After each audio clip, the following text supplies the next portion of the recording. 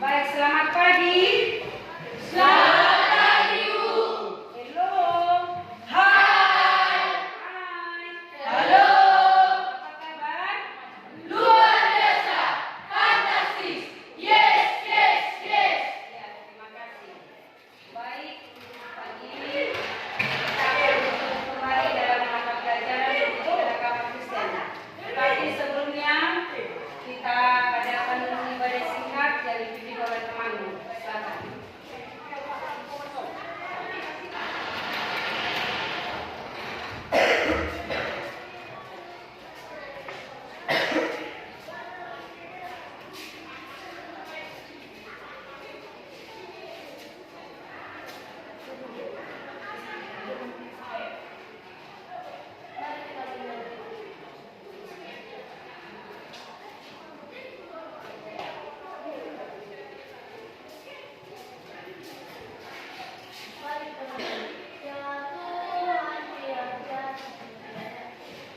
Ya Tuhan tiada, ku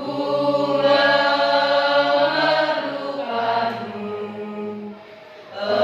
Engkaulah yang memberi sejahtera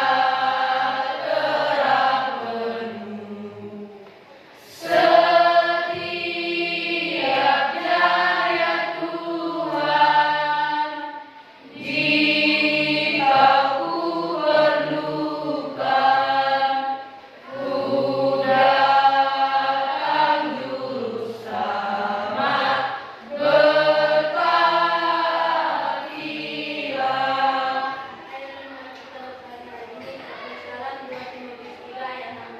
Segala tulisan yang dikatakan Allah memang bermanfaat untuk mengajar, untuk menyatakan kesalahan, untuk memperbaiki kelakuan, dan untuk mendidik orang dalam kebenaran.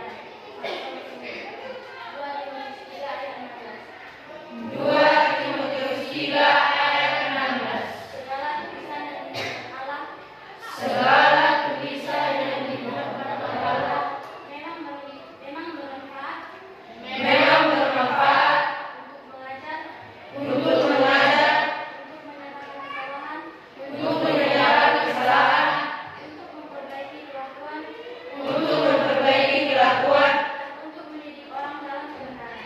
dan untuk mendidik orang dalam kebenaran.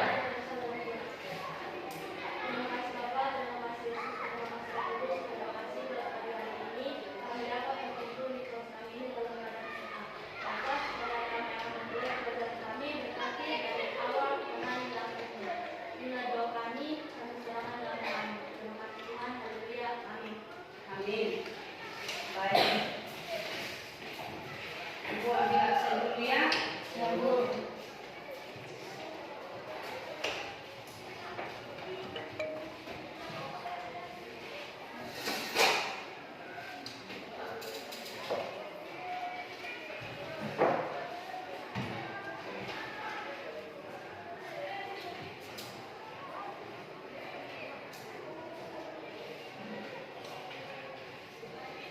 Manda. Angkat tangan ya, hadir. Elvina. Wanti. Dedi. Sanjaya. Martel. Dipo. Nandita. Maria. Eka. Oktaviani.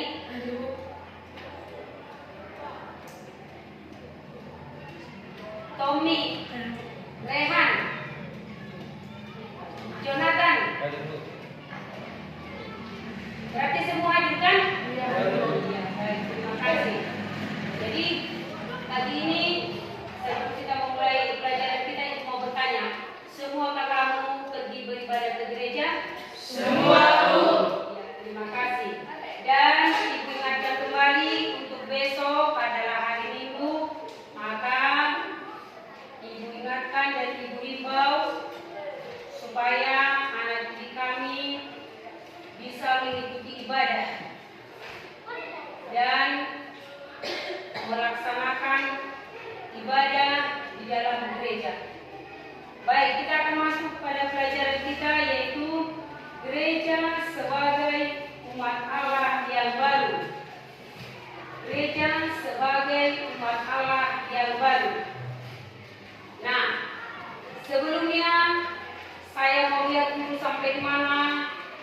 sama-sama bisa memahami tentang pengertian atau definisi daripada gereja itu.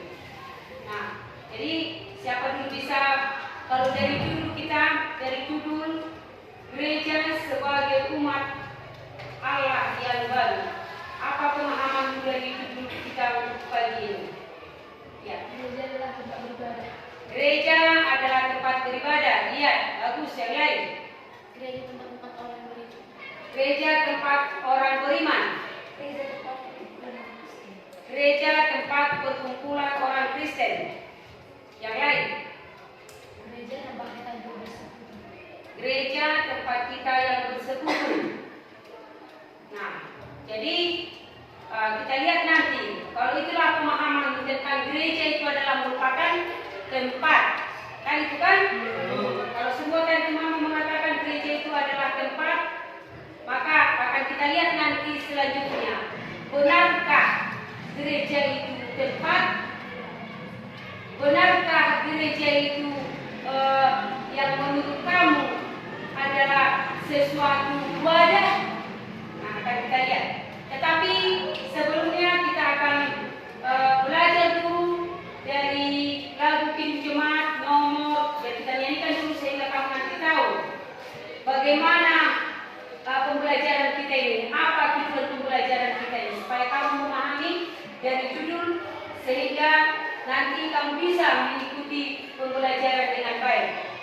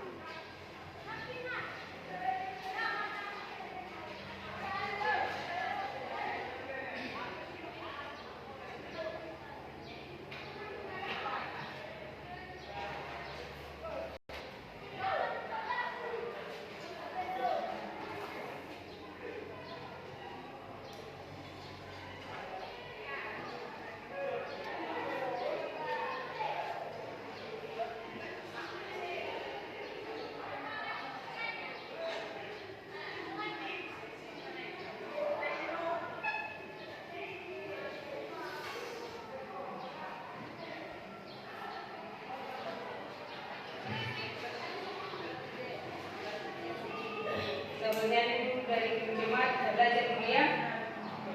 Dari Tim Jemaat nomor 257. Ya, itu musafir. Kita bernyanyi ya.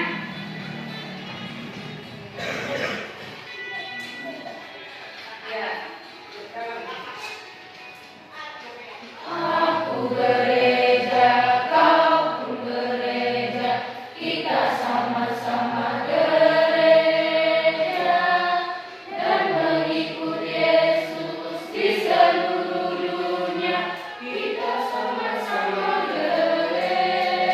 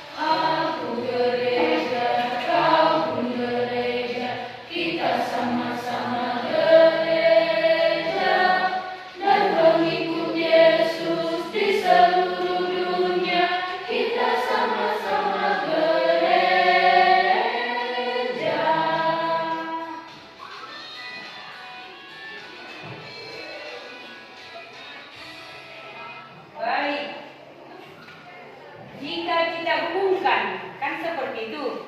Jika kita hubungkan pemahaman kamu yang tadi, yang kamu utarakan tentang definisi dan arti gereja, setelah kamu nyanyikan lagu tadi, setelah kita belajar bernyanyi dengan lagu yang tadi, maka apa yang kamu dapat pahami dari arti gereja?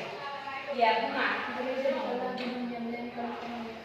Gereja bukanlah gedungnya, melainkan orangnya. Bagus. Yang lain? Ya.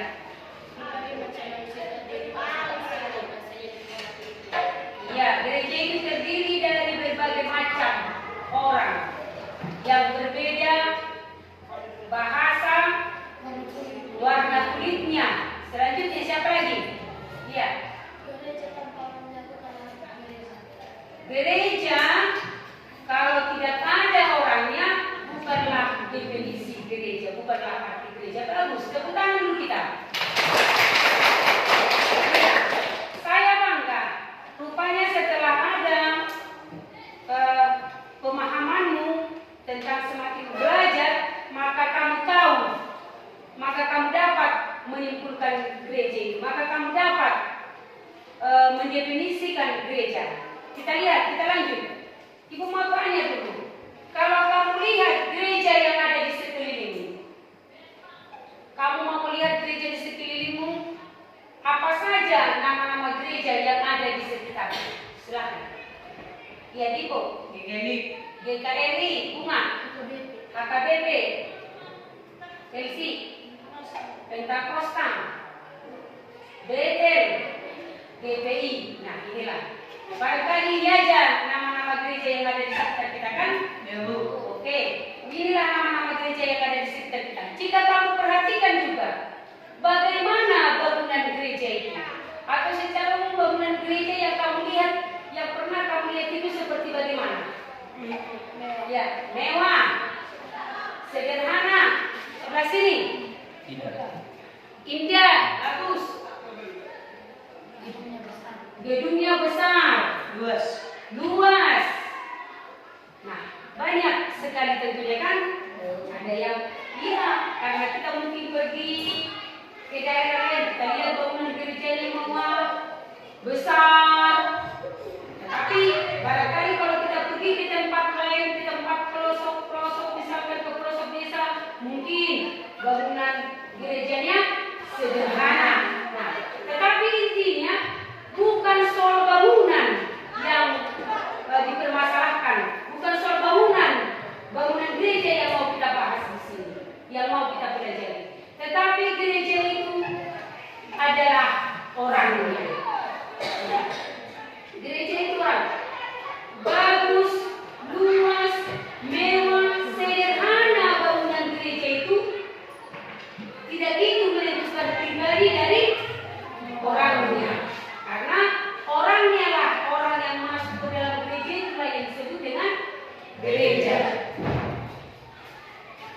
Selanjutnya, nah ini dia, gereja itu bukanlah gedungnya, tetapi orangnya. Kita sepaham. Jadi jangan kamu salah. Jika tadi temanmu mengatakan gereja itu adalah tempat, berarti dia wadah. Seperti itu. Kita memiliki tas, mungkin kamu memiliki tas. Tasmu itu adalah tempat buku, kan gitu. Tetapi gereja itu bukan tempat. Tetapi gereja itu bukan wadah. Tetapi gereja itu adalah orangnya. Gereja itu adalah orangnya. Kita katakan di sini orang Kristen yang pergi beribadah itu hanya orang Kristen itu adalah gereja. Saya adalah gereja. Sehingga saya bisa memiliki tugas dan tanggung jawab. Kan seperti itu. Selanjutnya, makna gereja. Dari mana kata gereja itu? Dari mana asal kata gereja? Iya, dari bahasa Portugis dan dalam bahasa Yunani yang sama-sama artinya gereja, tetapi dalam bahasa Yunani dia asal katanya adalah eklesia, yang berarti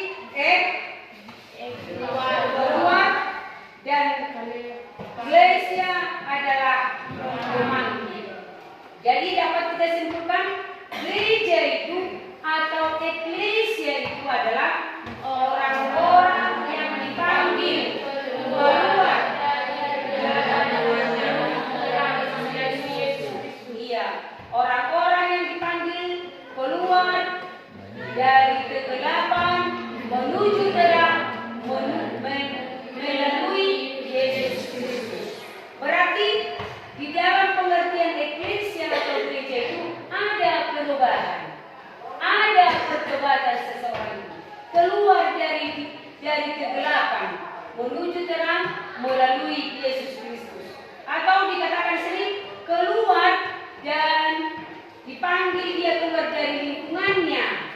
Barangkali lingkungannya yang tidak bagus, dipanggil keluar dari sanak saudaranya, dipanggil keluar dari kerabatnya, dan membentuk suatu komunitas yang dinamakan gereja. Sehingga saya tidak terpengaruh dengan keluarga, tidak terpengaruh dengan sanak saudara, tetapi saya mau berubah oleh karena keyakinan saya mau berubah, saya mau bertobat ke jalan yang benar. Seperti itu.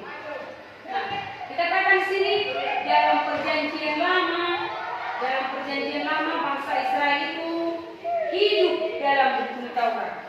Sedangkan dalam perjanjian baru gereja itu dibentuk Allah sebagai umat Allah yang baru, di mana dasar pelayanan Kristen kita adalah kasih. Ini dia. Kalau dalam perjanjian lama dia terfokus dia dengan ke-10 hukum Taurat. Tetapi di dalam perjanjian baru yang sekarang hidup kita itu adalah hidup yang penuh dengan hukum kasih. Nah, adakah pergumulan gereja? Ada. Adakah pergumulan gereja? Ada. Kalau pada gereja mula-mula yang memimpin, yang menjadi pemimpin di dalam gereja itu bisa semua orang, atau dipercayakan kepada rasul-rasul, nabi-nabi.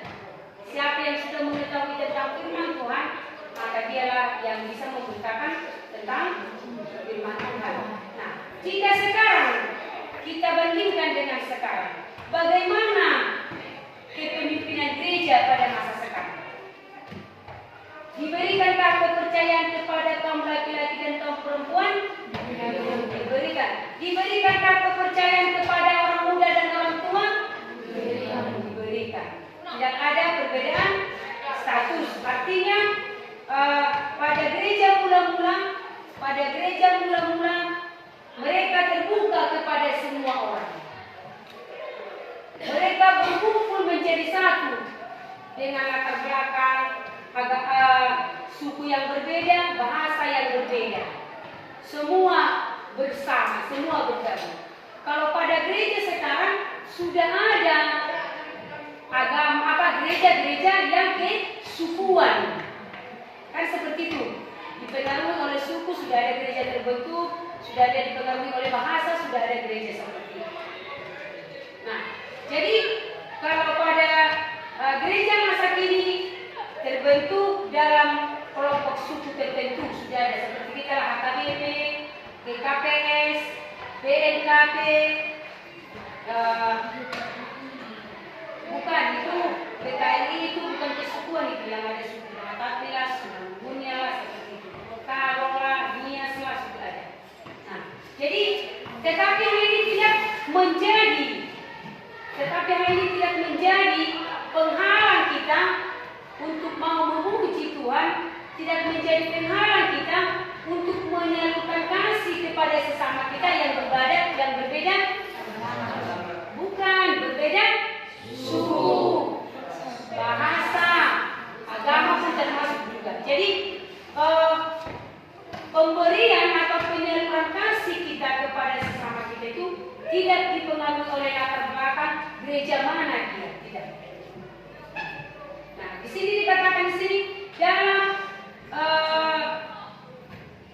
gereja kita, kapan rupanya atau sejak kapan ada atau lahir gereja? Kan itu, iya, siapa tahu? Sejak turunnya Roh Kudus. Iya, sejak turunnya Roh Kudus atau pada hari Pentakosta. Mana ada berapa orang yang percaya kepada Tuhan? 300 orang yang percaya dan dibaptis. Kan seperti itu. Nah, kenapa dikatakan gereja lahir sejak turunnya Roh Kudus? Karena mereka pada gereja mula-mula mereka tidak percaya, tidak meyakini Yesus itu bangkit. Mereka tidak yakin akan kebangkitan Tuhan Yesus. Maka setelah mereka melihat meraba Tuhan Yesus, memegang Tuhan Yesus, oh ternyata benar. Di saat itulah ada gereja. Karena gereja itu kata tadi orang yang dipanggil keluar dari kegelapan menuju terang melalui Yesus. Ada pertobatan, ada perubahan dari yang tidak percaya menjadi percaya. Nah, dikatakan sini, kita percaya bahwa Tuhan itu melindungi kita dari mara bahaya. Benar kan? Benar. Tetapi janganlah dengan sengaja kita mencobai Tuhan. Tetapi janganlah dengan sengaja kita mencobai Tuhan. Berapa kali Tuhan Yesus dicobai? 3 kali. Jadi janganlah dengan sengaja. Tetapi kita harus yakin bagaimana kita menjadi seorang Kristen, remaja Kristen yang benar-benar mau melakukan kehendak Tuhan. Nah, selanjutnya, adakah tadi kalau perkumpulan gereja sudah tentu ada, di mana untuk kepemimpinan gereja itu dipengaruhi oleh berbagai faktor. Barangkali pada gereja belum tidak boleh ini karena dia masih muda. Kalau pada gereja sekarang untuk pemimpin ibadah gereja atau menjadi hamba Tuhan tidak dipengaruhi oleh latar belakang umur, usia atau suku atau bahasa. Nah, dikatakan di sini gereja gagal menjadi teladan. Kenapa dikatakan gereja itu gagal menjadi teladan? Mengapa saya, ya kan? Mengapa kamu gagal menjadi teladan di tengah-tengah dunia? Karena saya tidak mencerminkan siapa Yesus Kristus itu yang sesungguhnya yang kita kenal dan yang kita sembah.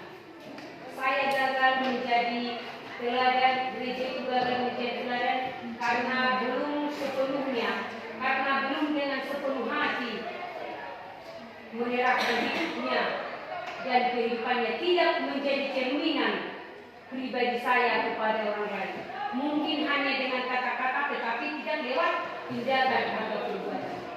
Jadi orang Kristen itu, jadi gereja itu harus bisa bersaksi, bersekutu dan melayani sesuai dengan cerminan Tuhan Yesus di dalam kehidupan kita. Sesuai dengan cerminan Tuhan Yesus di dalam kehidupan kita. Karena bagaimana saya mau katakan saya adalah orang beriman, saya adalah orang Kristen, tetapi pada hakikatnya saya tidak mau menolong kamu, tetapi pada hakikatnya saya tidak mau peduli dengan kamu, tetapi pada hakikatnya saya tidak mau berbagi dengan kamu. Bagaimana saya dikatakan seorang Kristen? Orang Kristen itu harus peduli satu dengan yang lain, merasakan perasaan saudaranya seperti perasaannya sendiri. Harus mampu menghibur orang yang berduka. Harus mampu bersukacita dengan orang yang bersukacita. Makanya kita sebagai orang Kristen di dalam pelayanan gereja kita, di dalam pelayanan di gereja kita, gereja itu selalu memberikan pelayanan kepada yang benar-benar membutuhkan pelayanan kita, kepada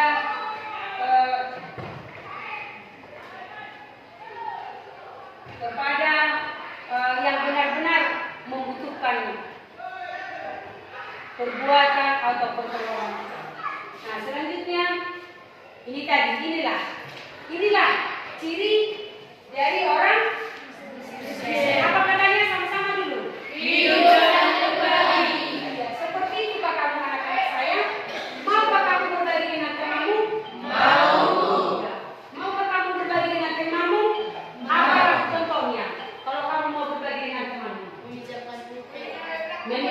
meminjamkan pulpen kepada teman kita boleh, bagus. Terus apa? Kasih uang. Memberikan uang kepada temanmu. Iya, apalagi? Itulah berbagi tidak harus dengan materi, tetapi mendoakan teman kita yang sakit pun termasuk itu hidup saling berbagi. Menghibur temanmu yang terluka pun termasuk itu hidup saling berbagi. Tidak harus dengan pulpen. Nah, ini saya berikan kepada kamu. Maka kamu mau bilang terima kasih. Tidak. Hidup saling berbagi itu tidak dengan hal materi, dengan beban pikiran pun. Kalau temanmu curhat kepada kamu seperti masalah saya, ada problem saya, maka berikan solusi yang terbaik. Seperti itu ya. Tidak harus dengan materi, tetapi dengan pikiran juga, dengan beban hati yang berat, sehingga temanmu itu merasakan beban yang berat itu menjadi ringan atau hilang. Seperti itu. Nah, selanjutnya dikatakan di sini hidup saling berbagi pada gereja mula-mula. Pada gereja mula-mula. Pada gereja mula-mula mereka seperti ini. Apa yang menjadi milik saya itu adalah menjadi milik bersama. Kalau saya misalkan punya harta atau mobil lah kita katakan itu menjadi mobil bersama. Coba kalau sekarang seperti itukah orang Kristen yang sekarang pada gereja sekarang? Tidak. Ada enggak sifat egois? Ada, sangat ada. Misalkanlah dulu saya seperti ini, perasaan saya mungkin tidak sama dengan saya tidak bolehlah bergaul dengan ini karena saya bukan sederajat seperti itu. Karena saya tidak sedaya, tidak seide dengan dia, tidak sama seperti saya, maka tidak satu organisasi dengan dia, kan gitu? Atau tidak satu gereja dengan dia. Tidak, kalau pada gereja mula-mula mereka tidak seperti itu, karena mereka berkumpul bersama, makan dan minum secara bersama-sama. Kalau istilah pada gereja mula-mula itu dikatakan perjamuan kasih, makan dan minum secara bersama-sama. Itulah perjamuan kasih. Kalau sekarang dia perjamuan kudus. Kalau sekarang ini adalah perjamuan kudus, yang simbolnya adalah roti dan roti dan anggur. Jadi dia perjamuan kudus. Itulah. Kalau dulu mereka mengadakan makan dan minum secara bersama-sama itu adalah perjamuan kasih. Kalau sekarang kita itu adalah perjamuan kudus, yang simbolnya adalah roti dan anggur. Jadi di dalam beberapa gereja mula-mula mereka seperti ini. Prinsip bagi mereka, bagi orang Kristen pada gereja mula-mula dikatakan gaya hidup itu didasarkan pada kecukupan. Hanya cukup sudah senang mereka. Kalau kita enggak kan, maunya kurang, harus lebih, harus wah. Kalau pada gereja mula-mula mereka sudah cukup dari apa yang mereka butuhkan. Karena mereka yakin apa yang ada sekarang ini cukuplah untuk sekarang. Bukan yang mereka inginkan. Kalau kita sekarang bagaimana? Yang kita inginkan kan aku ini seperti ini, aku ini seperti ini. Tidak yang kita perlukan. Karena katakan di sini, karena mengingini banyak hal, namun mungkin sekali banyak di antaranya tidak kita butuhkan. Mengingini banyak hal belum tentu itu menjadi kebutuhan kita. Saya pahami? Mengingini banyak hal, saya mengingini ini, tetapi mungkin hal itu bukan yang kita butuhkan. Jadi memang harus kita punya prinsip, biarlah kecukupan hari ini Tuhan berikan. Karena di dalam doa Bapa kami yang dikatakan, berikanlah kami pada hari ini makanan kami yang secukupnya. Berikanlah kami pada hari ini Tuhan makanan kami yang secukupnya. Secukupnya, tidak berlebihan. Atau tidak makanan kami, atau berikanlah kami pada hari ini makanan kami yang kami inginkan, tidak. Bukan kita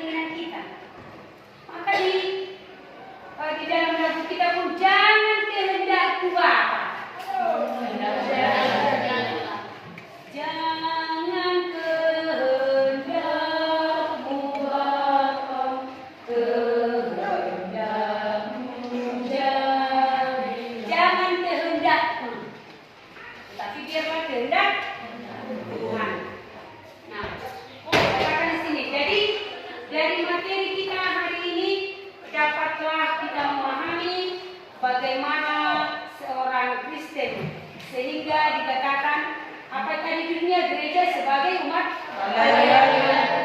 Gereja sebagai umat Allah yang baru. Sehingga saya menjadi umat Allah yang baru. Maka hiduplah saling berbagi. Atau dari materi kita ini, apalah yang menjadi kesimpulan yang dapat kamu utarakan, yang kamu dapat dari materi kita ini. Silakan. Iya, gereja bukanlah dunia, bukan iya, gereja itu bukanlah di dunia, bukan mengenalnya, tetapi orangnya. Terus apa lagi? Gereja lahir sejak dunia berkudus atau pada hari pada gereja bahwasanya gereja itu tadi bukan menara, bukan dunia, tetapi orangnya. Baru gereja itu, baru kita harus hidup saling berbagi. Karena katanya apa? Berbagi itu indah. Sama dulu. Berbagi itu indah. Berbagi itu indah. Karena indah berbagi, maka tadi teman sudah ambil kesimpulan tentang dari materi kita hari ini. Inilah dia. Gereja berbentuk Yerusalem pada hari Pentekosta. Itu adalah buah pekerjaan Roh Kudus dan bukan pekerjaan manusia. Dalam gereja perdana, dalam gereja mula-mula terdiri dari orang yang beraneka ragam suku, bahasa, dan ras. Dan komunitas gereja itu terbuka dan inklusif, terbuka kepada semua orang. Jadi itu tadi yang dikatakan selain itu.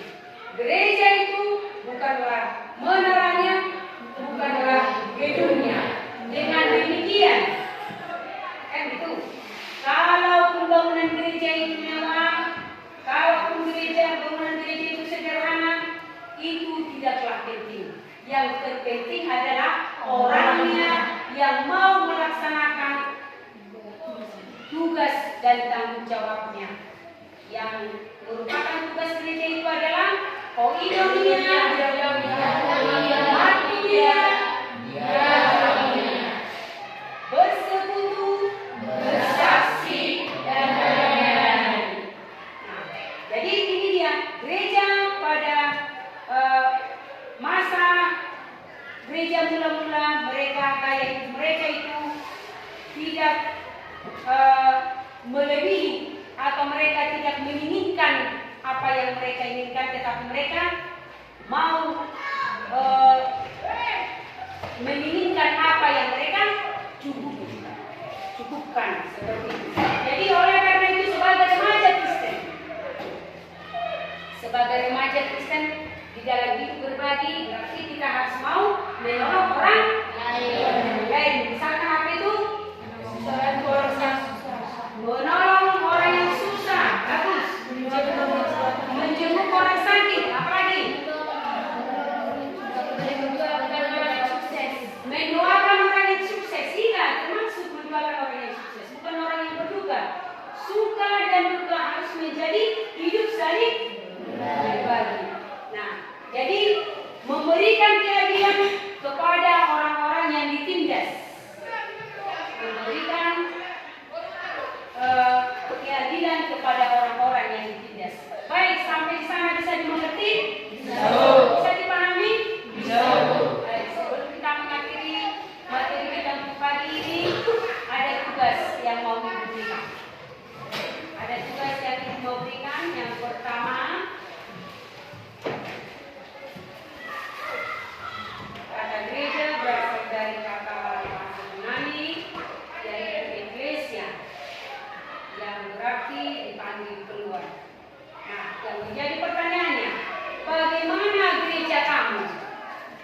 Bagaimana gereja kamu memahami keberadaan dirinya sebagai komunitas yang dipanggil keluar, dan dipanggil keluar kemana? Dan dipanggil keluar kemana? besar peranan kaum perempuan di gereja Nusantara? Seberapa besar peranan kaum perempuan di gereja Nusantara? Apakah mereka juga terlibat dalam kepemimpinan gereja sebagai penatua,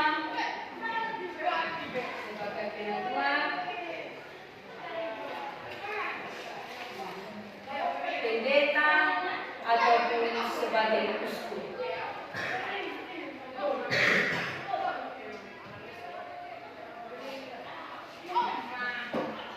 Nah, untuk tugas ini bisa dikerjakan di buku latihan.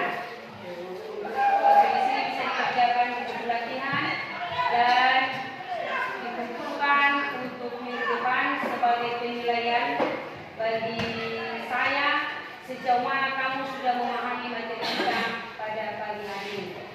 Baik, sebelum kita akhiri untuk pembelajaran hari ini, baik kita menyerahkan diri kita kepada Tuhan lewat kita berdoa. Mari kita berdoa. Bapa di dalam surga, terima kasih Tuhan atas anugerah dan cita kasih-Mu yang senantiasa menyertai hidup dan kehidupan kami, secara khusus pada pembelajaran pendidikan agama Kristen pada pagi hari ini. Biarlah Tuhan senantiasa apa yang kami pelajari hari ini, apa yang akan kami terima pada pelajaran hari ini menjadi bekal mereka di masa mendatang, sehingga anak-anak kami sebagai remaja Kristen mampu menjadi gereja yang mau melaksanakan tugas dan tanggung jawabnya di dalam kehidupannya sehari-hari, mau hidup saling berbagi dengan Yesus. Biarlah senantiasa Tuhan di dalam pembelajaran